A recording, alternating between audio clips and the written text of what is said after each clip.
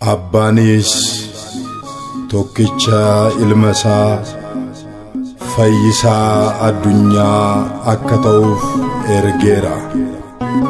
Nutis kanaaf dhugaa ni baana.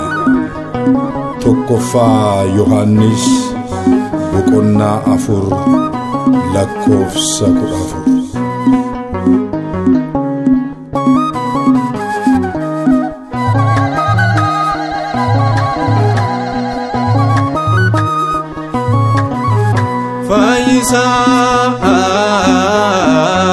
Fayyisa addunyaa mootiin mootota dorgomaan qabu baraan jiraata.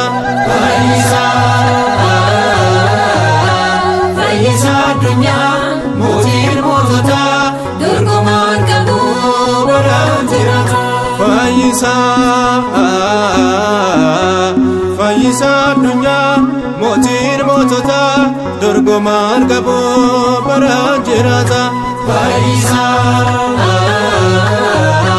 Fayyisa addunyaa mootiin mootota dorgomaan qabu baraan jiraata.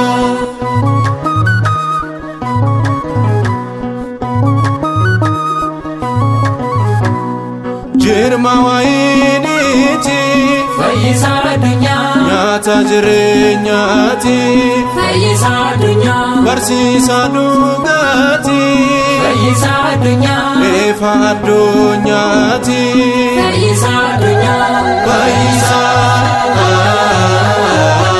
fayyisa addunyaa mootiin mootota dorgomaan qabu baraan jiraata.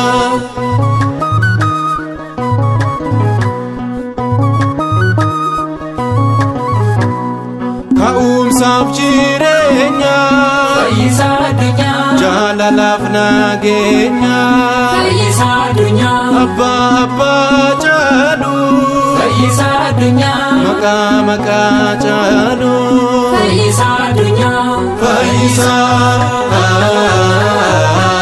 fayyisa addunyaa mootiin mootota dorgomaan qabu baraan jiraata.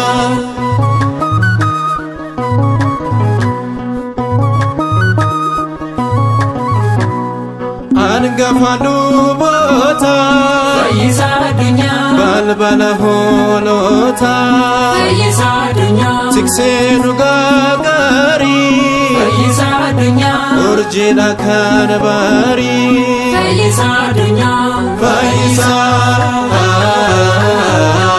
fayyisa addunyaa mootiin mootota dorgomaan qabu baraan jiraata.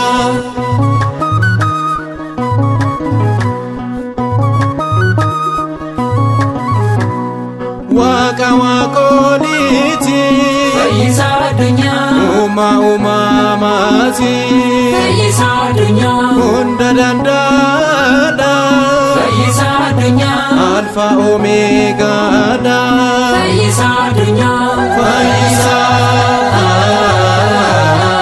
fayyisa addunyaa mootiin mootota dorgomaan qabu baraan jiraata.